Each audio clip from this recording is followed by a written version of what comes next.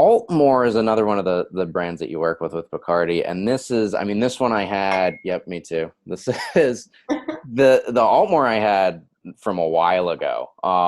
This was one that really kind of surprised me. One, I mean, it's 46%. It's about like they did everything right on paper, which always gets my attention. You can even see the color on it. Like, there's no way Hello. they're adding coloring to that. I mean Don't that judge a whiskey by its color. That's what exact. Altmore is here to teach you. Yeah, I mean, anymore, if you get into this stuff on a level, you get excited when you see something like that because you know they're not adding coloring to it. You Right. know that is what it looked like from the distillery Mhm. after it came out of the barrel, obviously. But yeah, Altmore was cool just because it was, I think, a little bit of a sleeper. Like if you look at tasting notes in some ways, it's a little more straightforward. It's not like extreme in either direction, so it's not peated particularly. It's not super heavily sherried for the most part, especially the younger expression. But it's magical, and I have a hard time explaining why.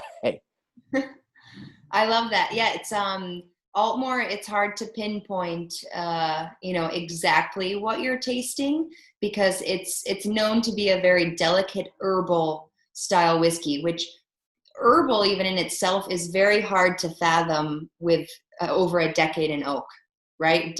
That's not normally something that is that is mentioned, right? And sometimes it can happen, but not typically. And what's really cool about Altmore is I like to present it side by side to Kregaliki. They're sister distilleries. So Altmore is known to, it's a few miles down the road, founded 1 year later by one of the same co-founders, Alexander Edwards. So both in the Speyside region. We were a little bit even more modern, no oil-fired malt, no worm tub condensers, so modern shell and tube, completely unpeated, which is very clear from the get-go. Slow distillation, a lot of copper contact, and it's very floral, it's very fruity, and it's known, we call them the beauty and the beast of that Speyside region, and it shows the power. I know, obviously oak influence, we talk in the industry is 60 to 70% of flavor profile, right? And of actual weight and body of the whiskey, but 30% is still a good chunk. That's everything that's happening in that building. What you do to the malt, fermentation, size of stills, how long your distillation is, type of condensers. Those little building blocks are huge. And Altmore and Kregaliki are showing you that those building blocks is how you can completely, separate and go down different paths.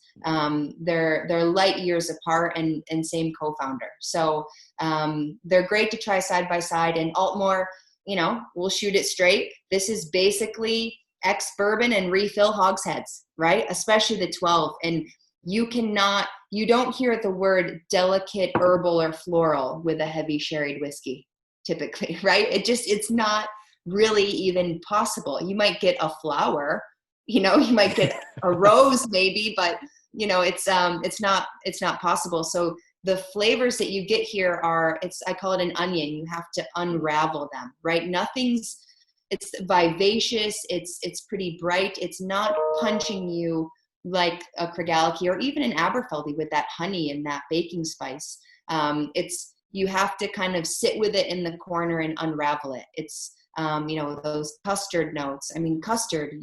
You get that from ex-bourbon casks. You can't achieve that in those casks. And Stephanie talks about this when she drinks Altmore 12. To her, it's like walking into an Italian bakery shop, right? Cannolis, rosemary, some really cool flavor notes that normally anything aged in oak is not achievable, or doesn't really exist in our world. So if you're looking to push the boundaries for, nuance and flavor, Altmore is one, but it's a little bit of a thinker. So maybe be in a quiet place and, in a peaceful, quiet place.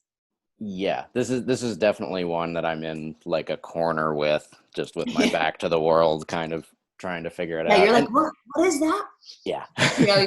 It's not jumping out at you. It's, yeah, but the palate, I mean, it's very soft and subtle on the nose. And then the 12, just for me, it's vivacious, right? It's kind of dancing around with some of those notes that we talked about. So it's a really, really cool whiskey. So not one to be overlooked. And again, really sought after. It's known to this day to be one of the most sought after single malts by blenders. So it's a top tier malt. So it used to be part of the DCL, which was Diageo, but they would ask all of the blenders, what's your favorite malts to work with? And Aultmore was consistently one of the favorite malts to work with. So we don't release a ton of it. It does get out into the independent bottling world, but it's definitely more, it's, whiskey nerds are on the hunt for it a little bit more. So. Well, and I love the 12 too is just so interesting too, because the 12 was my introduction to Aultmore, and I didn't know it was completely unpeated. And there's this kind of like almost lively kind of like pepperiness that I get from it sometimes, that when I first tried it, I was like, there's something in there. There's some, like, I could have sworn that it was at least lightly peated, like dusted or something. So to see that it was nothing, and that was just complexity coming from the distillate mostly, and just a little bit of how they're aging, was really, really interesting. So I like the it's onion sparkly. analogy. Yeah, sparkly is good. And sometimes peated whiskey, like sometimes I find, ex-bourbon aged Kilchoman's to be like that, right? That kind of like vivacious, sparkly quality. I don't have the right words for it, right? But it's kind of the sparkle, piercing spice, pepper, peat. It kind of lives in that world. And I've always said, I'm like, Aultmore 12, Hakushu 12 is just lightly peated Aultmore 12. Hakushu has that same kind of vivacious, not when it's older, right? And same with Aultmore. It gets time when the oak subdues some of that vivacious qualities, but the non-age statements and the Hakushu 12 to me is like a little bit heavier, lightly peated Aultmore. That's what I've always thought. No, that just blew my mind a little bit. And that, I mean, Hakushu, it's still like not, I mean, especially you compare that to Yamazaki, it's a little lighter of the two. Yeah. So no, I see. Okay, that's my side by side tonight. I know, if you can find it. Luckily, the Aultmore 12 is a little bit more available. So yeah, they're getting tough. But yeah, that's going to be an interesting side by side for sure. Yeah, I mean, I think that anyone who's interested in Japanese whiskey would probably do right by trying Aultmore in general. It's definitely kind of living in that world a little bit. That and Royal Brockla, I feel like do okay for that more floral, kind of. Yeah. I mean, not all Japanese whiskey is floral, but if they're looking for that floral quality that you get out of some of them.